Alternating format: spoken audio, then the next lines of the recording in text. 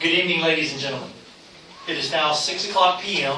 on Tuesday, August 22nd, 2023. This public hearing is now open. The event is being recorded and will be posted to our website for public review.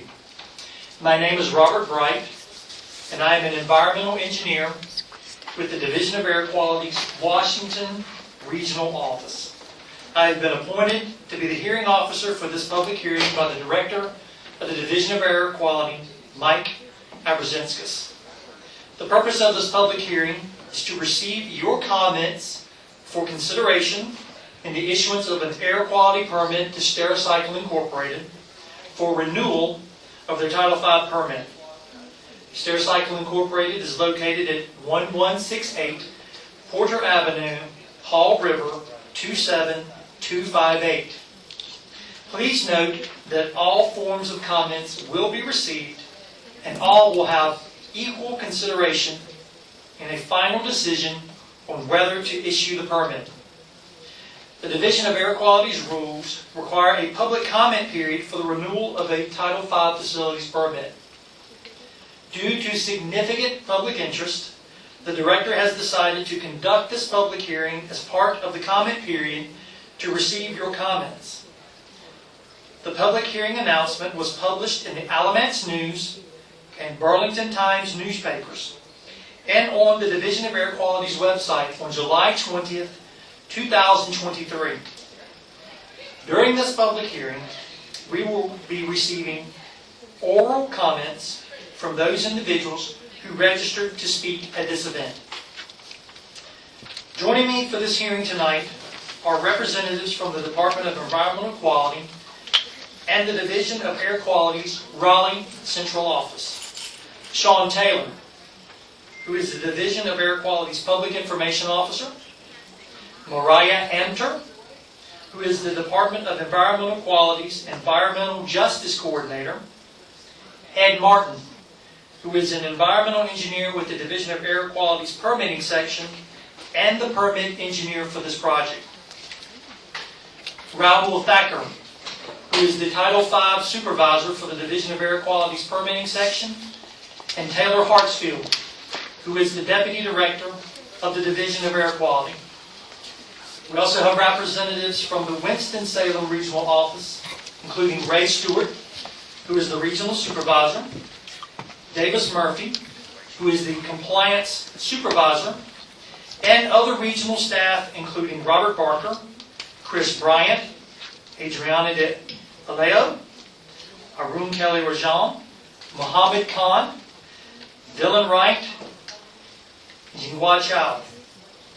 We also have representatives from the Washington Regional Office, including Betsy Huddleston, who is the Regional Supervisor and assisting with note-taking during the public hearing, and Kurt Tidd, who is an environmental engineer and timekeeper for tonight's hearing. I would like to thank Full Circle Interpreting, who will be providing simultaneous Spanish interpretation during this public hearing. Our interpreters, Andrew Chiavone and Mortado Bastillo, are located over here in the aisle to my left. Please be aware that they will be translating live into their headsets throughout this event. I would also like to thank any local city or county officials who may have joined us tonight. We appreciate your interest in this very important matter. The comment period for this permit opened on July 20th, 2023 and will close on Friday, August 25th at 5 o'clock p.m. In addition to your oral comments tonight, the Division is also accepting comments by posted mail, email to daq.publiccomments@deq.nc.gov, and by phone to a voicemail at 919-707-8714. Also, if you have written comments prepared and wish to submit those tonight, we have a box up front at the podium that you may submit your written comments. Please note that all forms of comments will be received and all will have equal consideration, and a final decision on whether to issue the permit. As noted in the public notice, copies of the permit application, the draft permit review, and other information concerning the permit application are available to the public at the following locations: the North Carolina Department of Environmental Quality, Winston-Salem Regional Office, located at 450 West Haynes Mill Road, Suite 300 in Winston-Salem, North Carolina, and the Division of Air Quality Central Office, Air Permitting Section, located at 217 West Jones Street, Suite 4000 in Raleigh, North Carolina. If you haven't done so and wish to review these materials in person, they are available to you during normal business hours at these locations. Please call in advance to make an appointment. A copy of the draft air permit and draft permit review are also available on the Division of Air Quality's website at ncair.org. That is ncair.org in the section titled Public Engagement. The order of events for this hearing are as follows. First, Ed Martin of our Raleigh Central Office will discuss the application and the draft air quality permit. Ed is the permit engineer for this application. This will be followed by the public comment period. Only those individuals who were registered to speak will be called on to present oral comments. This will allow us to have an accurate hearing record. To provide enough time for public comments, the meeting will be conducted in the following manner. Oral statements will be limited to 3 minutes in order to hear as many speakers as possible. We want to provide as much time as possible for all speakers to be heard. This public hearing is scheduled to adjourn no later than 8 p.m. tonight. We will call the names of each registered speaker in order of your registration. The first speaker will be called, and then we will also announce the name of the next speaker in the queue so they can prepare to provide comments.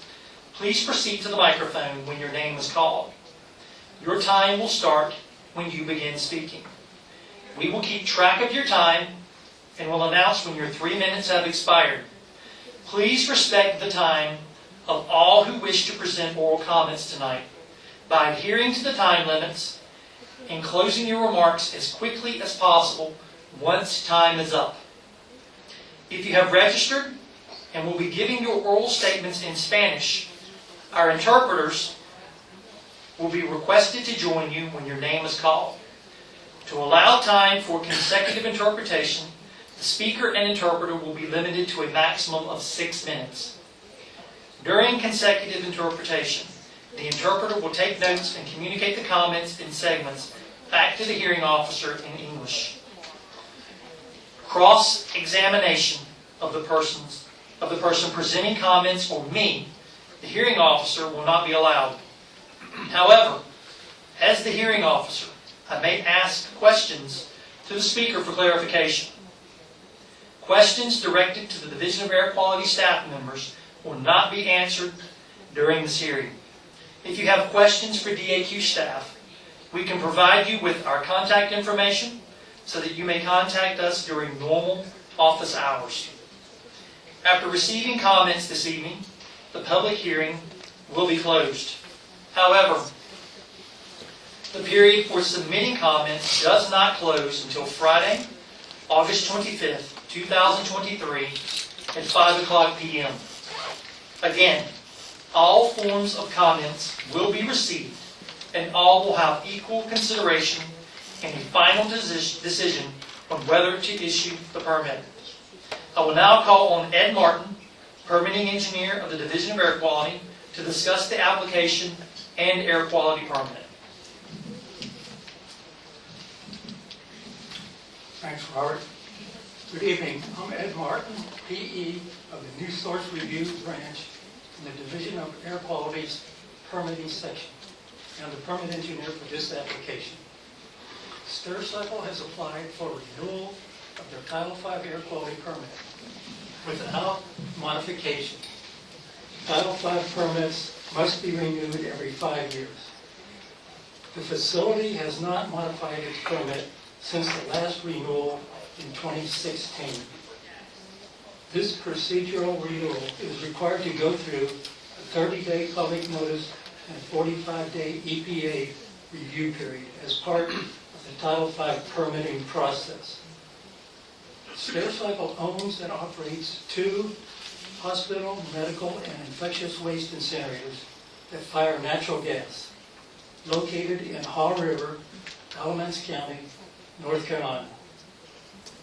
This is a Title V facility as a result of being subject to the federal plan requirements for hospital/medical/infectious waste incinerators constructed on or before December 1, 2008 in 40 CFR Part 62, Subpart HHH, rather than exceeding any Title V emission thresholds. 15A North Carolina Administrative Code 02D 1206, Hospital, Medical, and Infectious Waste Incinerators, is the primary state regulation for the applicable incinerator requirements. This state rule incorporates parts of the federal new source performance standards found in 40 CFR Part 60. Emission limits. The exhaust gases from incinerators are routed through control devices, including selective non-catalytic reduction, a packed bed scrubber, a Venturi scrubber, and a carbon bed, to collectively reduce nitrogen oxides, particulates, acid gases, and sulfur dioxide before being discharged into the atmosphere. Stericycle is required to demonstrate compliance with the emission limits for particulate matter, hydrochloric acid, mercury, cadmium, and lead by performance testing every 3 years in accordance with the permit. In addition, the permit requires Stericycle to comply with the emission limits for toxic air pollutants under the state-only air toxics program. Air toxic dispersion modeling demonstrates that Stericycle will not exceed any acceptable ambient limits, provided that their emissions remain under the modeled emission rates as listed in the permit. Due to concerns regarding the presence of materials containing fluorinated chemicals at the facility, the draft air quality permit includes a new state enforceable only condition for the disclosure of information relating to emissions of fluorinated chemicals that have the potential to result in the emission of these chemicals to the environment, including but not limited to per and polyfluoroalkyl substances, or PFAS. The draft air quality permit also includes conditions meant to ensure ambient levels of all pollutants beyond the facility's fence line comply with the federal and state emission standards, including applicable health-based standards. The facility will be subject to operating standards, testing, monitoring, record keeping, and regular inspections. Thank you.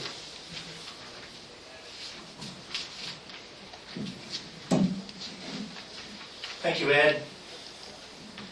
At this time, we will hear from those who have registered to provide oral comments this evening. When your name is called, please proceed to the microphone. To ensure our records are complete, please clearly state your name and who you are representing. Your comments will be recorded, so please speak loudly and clearly toward the microphone. I will do my best to pronounce your names correctly and apologize in advance for any errors. We will now begin taking your comments. The first commenter will be Omega Wilson, followed by Emily Sutton, followed and then by Jenny Pullins.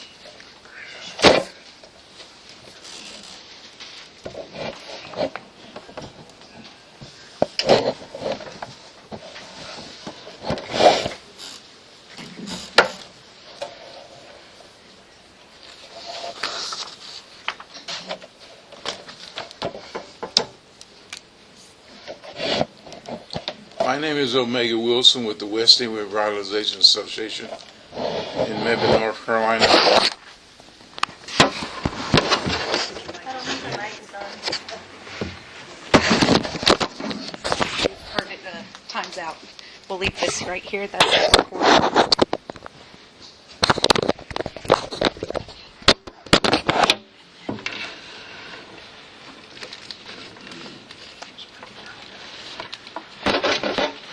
Sorry, sir. My name is Omega Wilson with the West End Revitalization Association in Mebane, North Carolina. The question is, where are the COVID-19 hazardous and medical waste and testing waste oversight and regulations? The West End Revitalization Association since 1994 has addressed health disparities for Black, Indigenous, Latin American, and other adversely impacted communities in Alamance County and Orange County. Stericycle is a perfect example of why EPA and the North Carolina Department of Environmental Quality need to endorse and adopt the American Public Health Association's policy statement entitled Advancing Environmental Health and Justice, a call for assessment and oversight of health care waste. The policy statement was co-authored by Omega Wilson and his wife, Brenda Wilson. This statement was endorsed and adopted by the APHA, American Public Health Association's sections on law, community health planning, policy development, occupational health and safety, pharmacy, on November 8th, 2022, at the 150th anniversary of APHA. The Alamance County Department of Health included an environmental justice chapter in its county health assessment that was written by the West End Revitalization Association. WERA's collaboration with the Alamance County Department of Health and the North Carolina Department of Health and Human Services draws more attention to health disparities for low-wealth Black, Indigenous, and Latinx communities. Stericycle violation of the Clean Air Act places disproportionate health burdens on impacted residents, respiratory health, medical costs, lost school and work days. Stericycle's failure to routinely upgrade incinerator emission scrubbers shifts health and financial burdens to Alamance County Department of Health, local health providers for people without adequate health insurance. Alamance County Department of Health assessment reveals high levels of asthma, cancer, and other diseases that impact environmental justice communities. We encourage North Carolina Department of Environmental Quality's Air and Environmental Justice Office to create tighter oversight and monitoring of Stericycle's facility and upgrading of the facilities to protect the public health and the workers who work for Stericycle. Let's improve the quality of health and life for Alamance County residents. Thank you.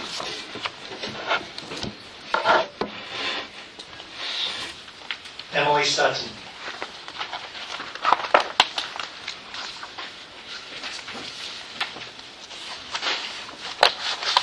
Who will be followed by Jenny Pullen and then Dale Rich.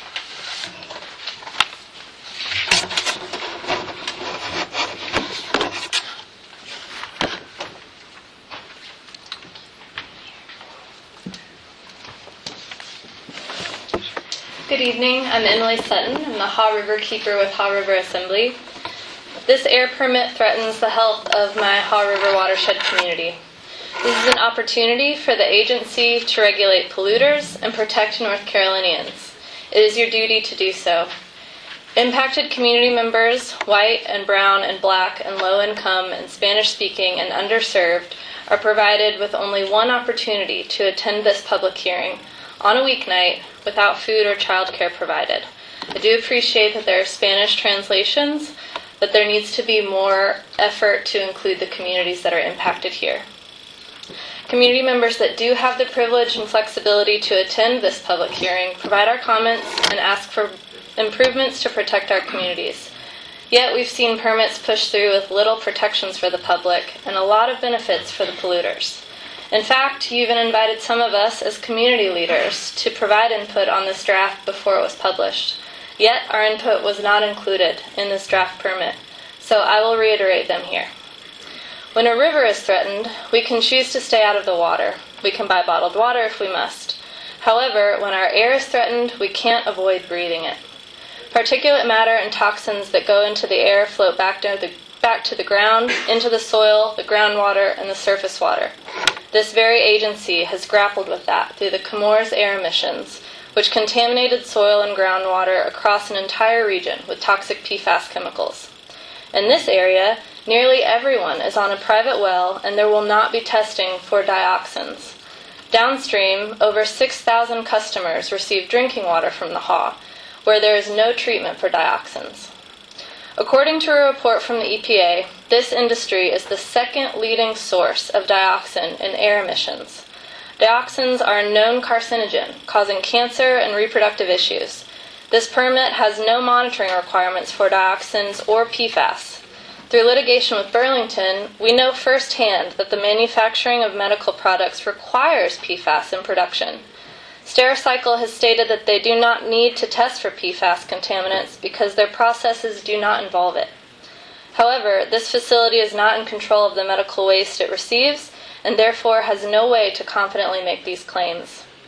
In addition to this claim, this company has a horrendous track record. Last year, a special order by consent was reached in response to 14 violations where Stericycle used its emergency bypass system, releasing tons of untreated toxic emissions into the air. Community members were not made aware of these violations when they occurred. Since that special order by consent was reached, there have been 3 additional violations. Last year, Stericycle, operating in every state in the U.S., reported an annual revenue of over $2.7 billion. This massive corporation has not earned the leniency it has been given in this week permit. Lastly, I ask you, establish a continuous emissions monitoring system for pollutants on a regular basis, including PFAS and PFAS and dioxins. Make that data publicly available, provide alert systems for communities during a bypass event. When Stericycle violates their permit by using the bypass system, enforce a strict fine structure that serves as a deterrent rather than a minor convenience. It is your duty to protect our communities and regulate the polluters. Please take these comments into consideration and consider redrafting this permit. Thank you. Did y'all say we have 3 minutes or 6 minutes? 3. 3. Jenny Pullins, followed by Dale Rich, and then Rich Moore. It's actually Jenny Phillips. Okay, I No apologize. worries. I had difficulty. No worries. It was probably me. Hello, I'm Jenny Phillips. I work with an environmental consulting firm, TRC, where I lead our technical development team and am the senior technical advisor for our risk assessment and toxicology practices. I hold a master's degree in environmental health and toxicology and am a diplomat of the American Board of Toxicology. I have served as a subject matter expert in risk assessment. I've testified in court and have served on technical panels for several states and associations focused on regulatory guidance development. I have 34 years of experience working as a risk assessment scientist and toxicologist, evaluating the potential for adverse health effects following exposure to chemicals in the environment using protocols developed by the United States Environmental Protection Agency. Stericycle engaged me to conduct an independent review of air emissions data from its Haw River incinerator to determine the potential for the emissions to cause adverse health effects in the surrounding community. This is the first project I have had with Stericycle in my career. As part of my review, I analyzed emissions data collected during the previous 5 years pursuant to the facility's operating permit. I found that the air emissions from the facility do not exceed the federal new source performance standards and the health-based state limits, and therefore do not impact public health. I will briefly explain my methodology in reaching this conclusion. First, I reviewed the last 5 years of emission data from both incinerators for 16 analytes. I compared the maximum and mean concentrations of these analytes to state health-based and federally required permit limits. I did not identify any exceedances. This emissions data is inherently conservative, given it was collected at the point of discharge prior to any mixing with the ambient air. Concentrations at the fence line would be lower than what I considered in my evaluation. I also assessed the potential for health risk associated with bypass events, such as a loss of power or equipment malfunction. These events are rare in occurrence, averaging a few times per year, typically for 5 to 7 minutes or less. Although short in duration, there is a release of emissions into the outdoor air, which mixes with ambient air and can move off the property. The combined short duration with the mixing of the emissions in ambient air, in my opinion, would not contribute to acute or chronic health issues in the community. To explain further, there are two primary types of risk to human health, acute and chronic. Acute risks occur due to significant exposures in a short period of time, which can lead to obvious and measurable health impacts. I have no information that indicates that facility emissions have ever caused acute exposures in the surrounding community. Chronic risk results from long-term environmental exposures, meaning over several years. Chronic exposure can lead, over time, to the development of negative health impacts. The permit, federal, and state standards are intended to prevent chronic health risk. Bypass events are not chronic exposures. In summary, I support the renewal of the facility's Title V air permit. My assessment indicates that air data from facility emissions does not pose a risk to human health for those who live and work near the property. Thank you. Dale Rich.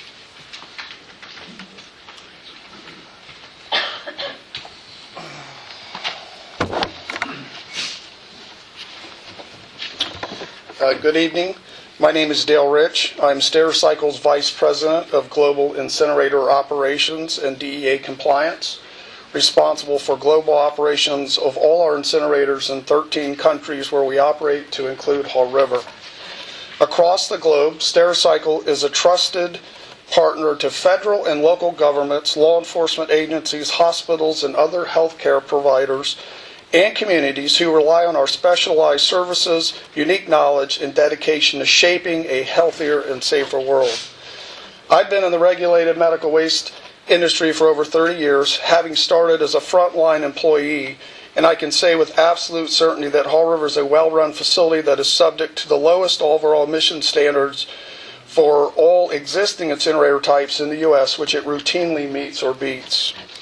As a resident of the great state of North Carolina, I often work out of Haw River and have the good fortune of working alongside the more than 60 men and women who operate the facility. I'm speaking on their behalf tonight for those men and women who live and work here in Haw River area, who embody our mission to protect the health and well-being of communities we serve, because we are part of this community. To be such an important partner to our customers and communities means that Stericycle's commitments to operational excellence, safety, and transparency must be evident across our operations. Each employee training program, equipment upgrade, facility and inspection, and waste treatment protocol is thoughtfully designed to responsibly, safely, compliantly handle medical waste treatment disposal.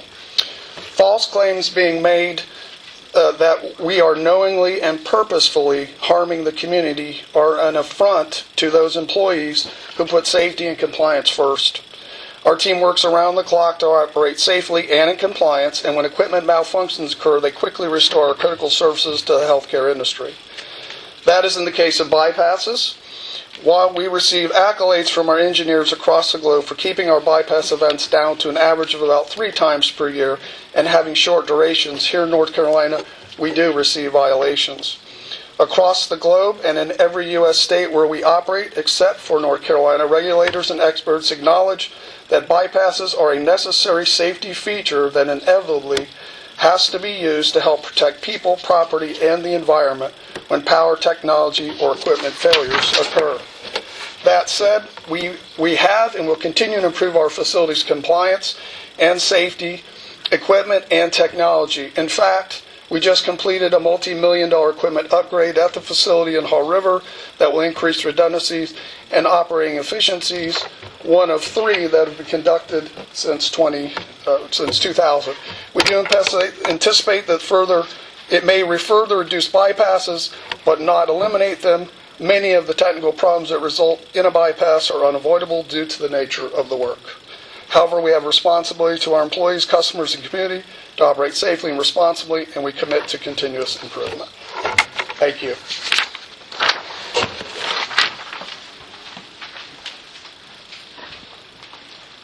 Rich Moore, followed by Gray Sitten. Good evening. My name is Rich Moore, and I'm the Stericycle's Executive Vice President for North American Operations. Since joining Stericycle in 2019, I strive every day to ensure that our operations in the United States and Canada are safe and compliant. Each day we help protect communities we serve by properly treating medical and pharmaceutical waste before it's disposed. The important work we do helps protect the people and environment, 2 goals in which we share with the DAQ and many of you here tonight. Stericycle was founded in response to medical waste and syringes washing up on the eastern shores of the United States in the 1980s. From the beginning, protecting health and well-being in a safe, responsible, and sustainable way has been our mission, and it continues today. Stericycle is committed to the environment, both health, safety, and compliance. The hospital medical waste and infection waste incinerators at our Haw River facility are subject to more stringent emission standards than any other type of incinerators. And I'm proud to say that each of Stericycle's plants operate well within limits set by the EPA today. Although our services are designed so that you may not even notice them in the presence of the environment we care, they're invaluable to ensuring that you and your loved ones are safe and healthy. This includes helping our customers safely containerize medical waste, such as bloody gauze or bandages, for us to collect and transport to our treatment facilities, where we render it non-infectious prior to disposal. Stericycle is more than a waste company. We provide essential public health services. Stericycle is a protector in the environment, a trusted partner to the healthcare industry, and a layer of defense against potential spread of infectious diseases and the contamination of drinking water and pharmaceutical constituents. We believe in building strong community partnerships. That's why we're here tonight, to listen to and address your concerns and to help you better understand the critical nature of our work. Please see our representatives here tonight to discuss this further. The Haw River facility is on a short list of facilities around the country providing necessary treatment that prevents medical and pharmaceutical waste from harming people and the environment. Nationally, there's a growing backlog of facilities to process a specific type of waste. It's critical that the facility continues to operate. Losing the Haw River facility would severely jeopardize the public and environmental health.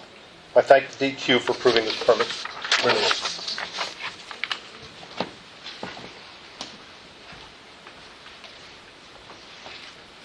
Gray Sitten, followed by Sandra Cook. Hey everybody, it's Corey Sitten, but that's okay. I'm sorry. That's all right. No, my handwriting's bad. I'm with Atlas Industrial Fabricators. I'm a local vendor here. I grew up in Mebane, right here. I've been here my whole life and never left.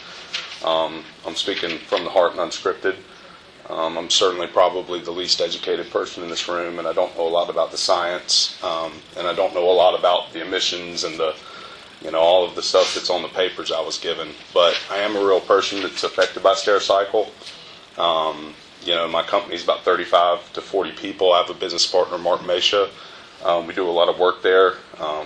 We deal with Stericycle almost daily, have been for 7 or 8 years probably. I know that Stericycle just went through a large retrofit of all of their equipment, and it's a lot fancier than it was. It's very nice, and there was a lot of effort, including from our guys. The maintenance guys are probably laughing at me because they know I don't work, but there's a lot of long days and effort that went into rebuilding that facility, and I met the engineers that worked on it, and I think that for sure it's improved. Like I said, I can't speak to the science behind it, but I know that I've been inside Stericycle, I've been inside their incinerators, and I don't know exactly what's in all the boxes that are being burned, but I can promise you don't want to open up and deal with that stuff.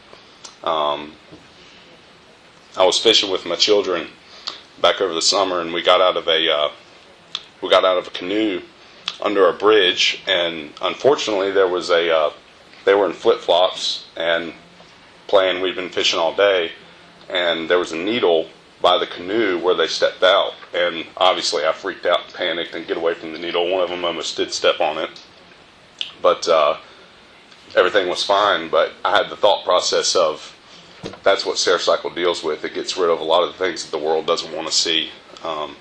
So I would argue to consider the permit with, I think that what the organizations are doing with air quality and those types of things in mind is very important.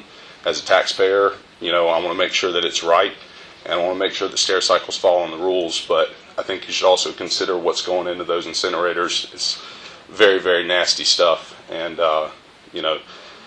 before I worked with Stericycle, I had no idea what happened to a wastebasket at the hospital or needles or anything that goes into that incinerator, and once we started working with Stericycle, I went, oh, that makes sense. You should burn it. You should get absolutely rid of it, and there doesn't seem like there's a better alternative. So as a local resident who's been here my entire life, I think it's a good thing. It gets rid of a lot of nasty stuff. Thank you.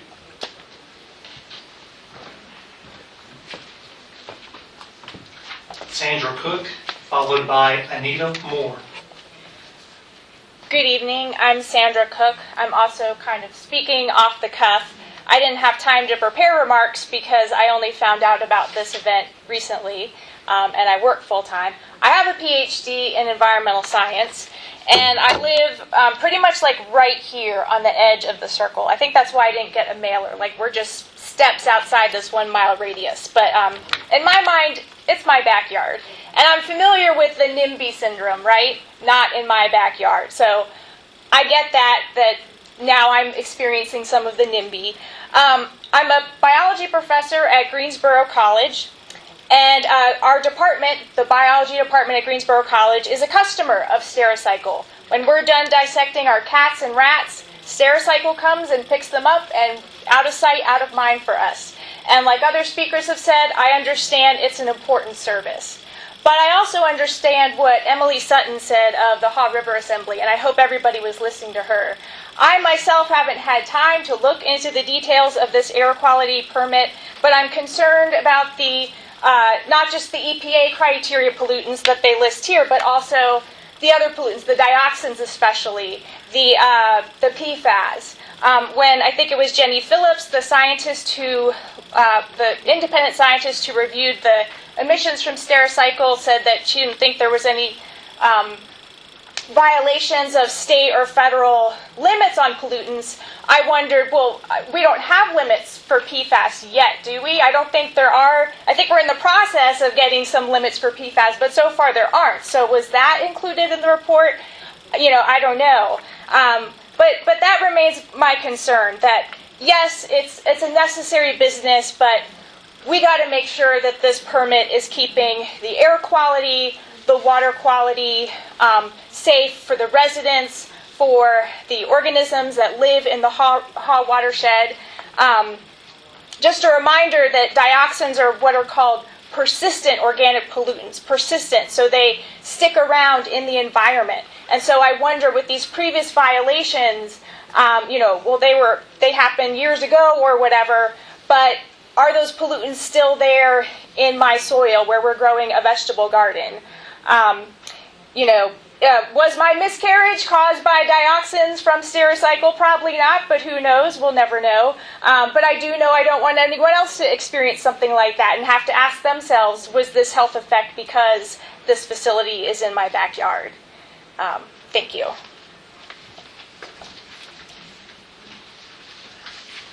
Anita Moore.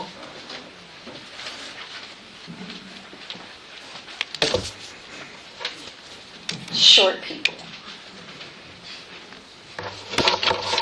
This is from a 2022 article by Lisa Sword. Division of Air Quality records show the consistent mechanical and electronic breakdowns that have prompted Stericycle to use the bypass system.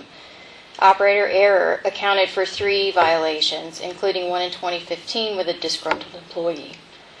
Deploying the bypass system, which is a problem. That employee was subsequently fired according to Stericycle's response to this state. And what I've heard tonight is that there have been improvements. What I wanted to read also is, where did it go?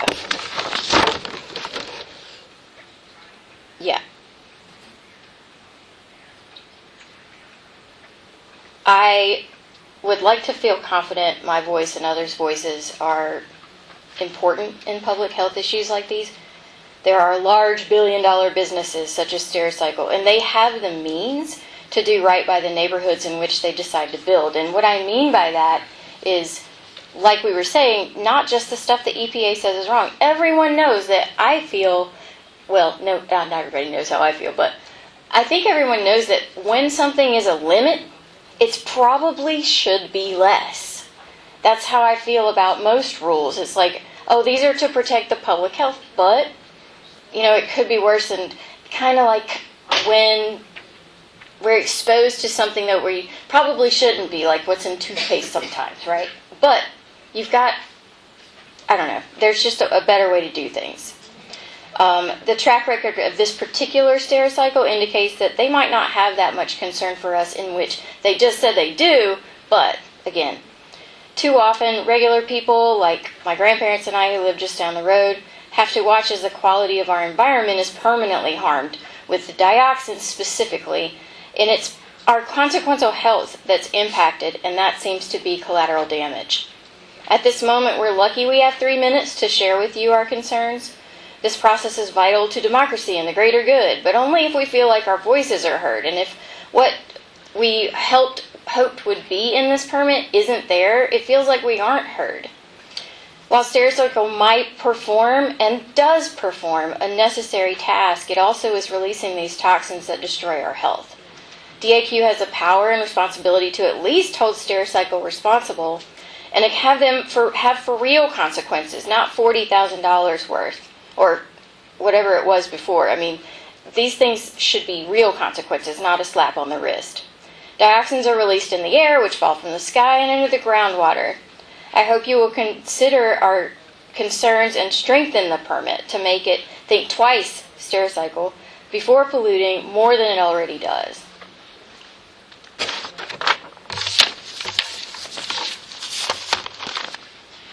Next up, we have Susan Olivaria, followed by Peter Daniel, and then, is it Noel Torrey? Nick, sorry. Good evening. My name is Susan Olivaria, and I'm Stericycle's Vice President of Government Relations and Public Affairs. My role covers our global operations, but regardless of where we are, the mission remains the same: to protect your health and well-being in a safe, responsible, and sustainable way. I'm proud to lead our community engagement efforts and equity commitments across the company, including an enhanced emphasis on environmental justice reporting, led by a cross-functional environmental justice task force. These efforts, which we've just launched, will support our community outreach right here in Graham. I thank the DAQ for this opportunity to speak in support of Stericycle's mission and operations here in Alamance County. I feel it's important for me to address several points of misinformation that have been raised tonight and over the past several months. We have been transparent about our facility, and we want to be able to engage folks. If you have a question tonight, I'd like you to reach out, because we're open to having a conversation. We're open to collaborating. We want to have a conversation with you, and we hope that, despite what has been reported, medical waste transport and disposal is subject to rigorous public health oversight and regulations at the state and federal levels. In fact, medical waste treatment regulations in North Carolina were uniquely designed to protect public health under more stringent standards, and we meet those requirements. In fact, we do. This facility does perform better than the permit limits, much better. Our facilities exist to protect our land and waterways and our neighbors, and we want to be and continue to improve our facilities to do just that. We believe we have the same goals as everyone here, and we want to continue to be a good corporate neighbor. Just like my colleagues here tonight, I strongly support the Haw River Facilities permit renewal. I encourage anyone here tonight with doubts or concerns about our operations to please reach out to me. We believe again in being a good community partner and look forward to an open dialogue, and we're happy to answer any questions that you might have. Y si hablan en español, también hablo en español. Estoy muy dispuesta para sentarme y hablar con ustedes sobre la estación. Muchísimas gracias. Thank you tonight. Peter Daniel, followed by Nick Torrey, and then Sherry White Williamson.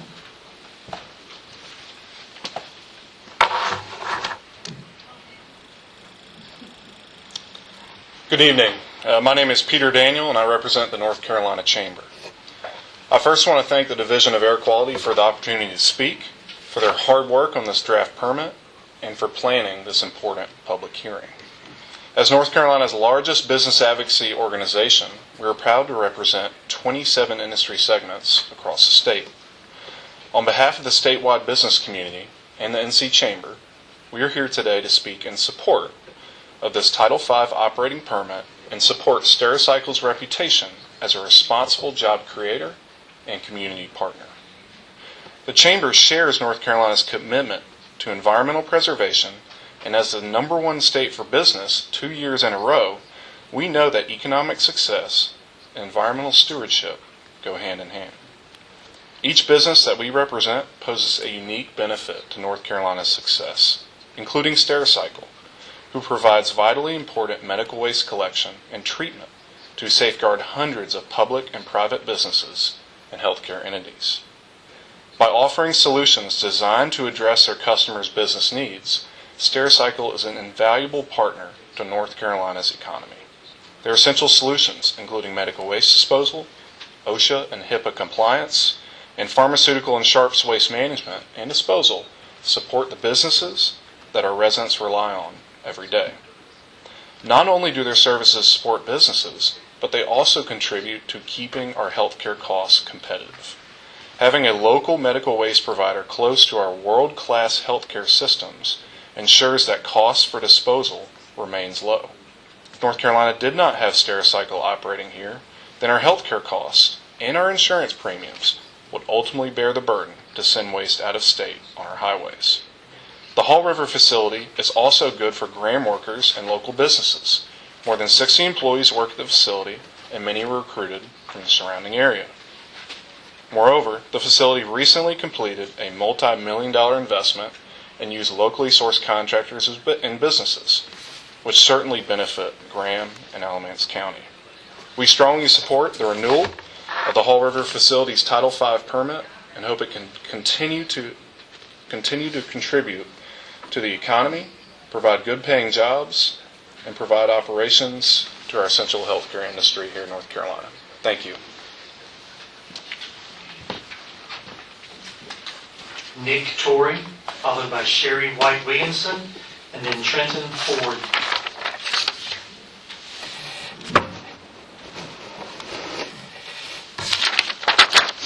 Good evening, I'm Nick Torrey with the Southern Environmental Law Center, representing the West End Revitalization Association and Haw River Assembly. We'll be submitting written comments later this week, but for right now I just want to emphasize 3 points.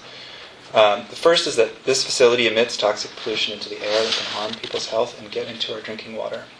And DEQ's environmental justice analysis documents that around this site there are more people of color and more people experiencing poverty than in the rest of Alamance County and the rest of North Carolina.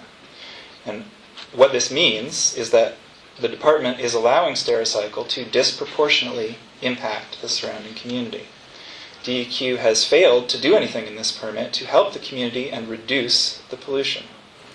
Even though Stericycle has persistently violated the law, and even though medical waste and pollution have been increasing in recent years. So what should be required in this permit? We need, first of all, stronger pollution controls. For example, Maryland requires the Curtis Bay Medical Incinerator to capture dioxins and other pollutants. It also requires continuous monitoring of harmful pollutants. North Carolina does not. this community deserves at least the same level of protections that people in Maryland are getting. DEQ also needs to require more and better monitoring of Stericycle's air pollution. There is no monitoring required in this permit for most toxic pollutants, and there hasn't been during the last 5 years that was referenced earlier by the consultant who looked at the data. The permit contains limits on pollution, but they are meaningless without regular testing to verify compliance. DEQ has said in writing that monitoring is not required because many years ago Stericycle was in compliance. But medical waste has increased dramatically with COVID, and hazardous air emissions from this facility increased tenfold in the most recent year they were measured. Outdated, stale data is no reason to allow this frequent violator to operate without accountability. In addition, DEQ's approach of turning a blind eye doesn't work. Stericycle has violated other limits while complying with the limit that DEQ does monitor, which is carbon monoxide. Carbon monoxide has stayed relatively flat, while other harmful pollutants have increased dramatically in recent years. If Stericycle can comply with all of its limits, great. Require them to show us that and show you that. There also needs to be testing of forever chemicals like PFAS. That's been addressed.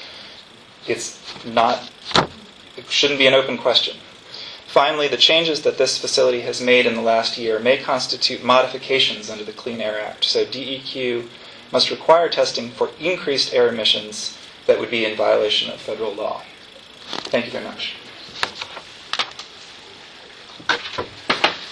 Sherry White Williamson, followed by Trenton Ford.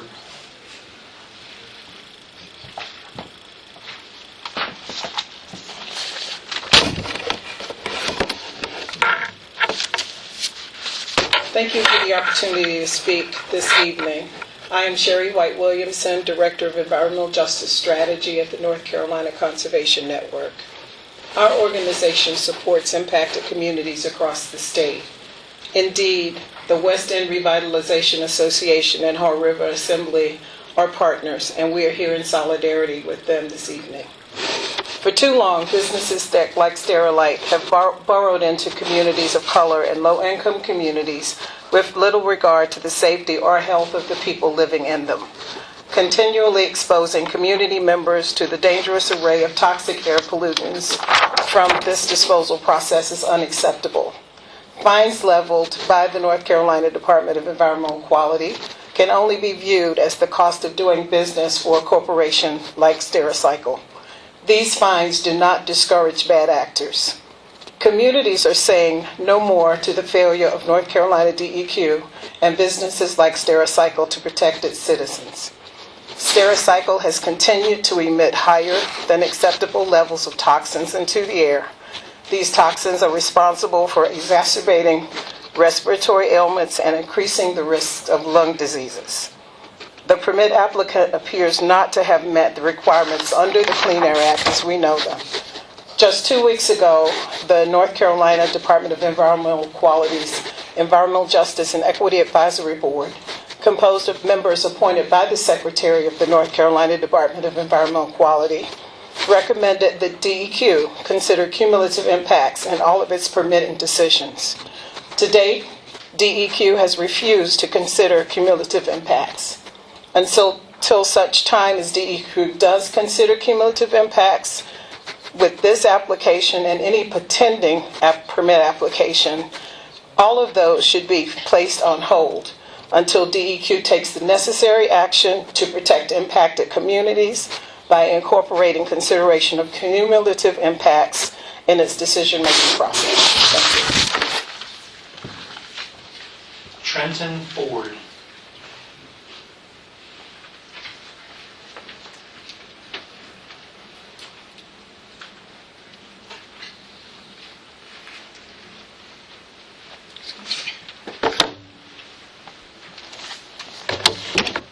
Hi everyone, I'm Trenton Ford. I know I'm not much to look at, and I don't really have a lot of preparation compared to some of you, but 3 years ago when I signed on to become a park ranger with Alamance County Parks, I swore an oath to protect the environment and the people who live within it. It is clear as day to see that there are billion-dollar corporations that are here, and they are making money hand over fist because of a lack of oversight and a lack of communication and involvement with local people, such as biologists and such as the Haw River Keeper. It is shameful that we can be here today, and because of a lack of important regulation, we can be in the boat where we are today, where we are even considering profit for a billion-dollar corporation over the health and well-being of the people who live here. Once again, I'd like to thank the Haw River Keeper for being here. I'd like to thank people, everyday people, for being here, such as professors, and I'd love to thank Stericycle for being here to provide some excellent robotic legalese to everyone here. Thank you.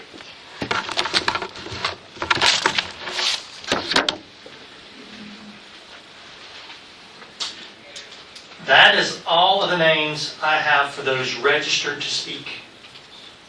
If you did not speak tonight, but still wish to provide comments on the draft air quality permit Stericycle Incorporated, remember there are several other ways to provide comments until the end of the comment period on Friday, August 25th at 5 o'clock p.m. First, you may call 919-707-8714 and leave a voicemail message with your first and last name, whom you are representing, and state your comments related to Stericycle Incorporated. You can provide written comments by email to daq.publiccomments@deq.nc.gov with Stericycle.21A in the subject line. You can use posted mail to submit written comments to the address listed in the public notice. Mailed comments must be postmarked by Friday, August 25th. You may also submit your prepared written comments tonight here in the box located at the podium. Based on the information received during tonight's public hearing and comments received throughout the comment period, I will make a recommendation to the Director of the Division of Air Quality for his consideration in making a final decision on the air quality permit for Stericycle Incorporated. Thank you all for your cooperation, attendance, and interest in the air quality permitting process. This public hearing is now adjourned.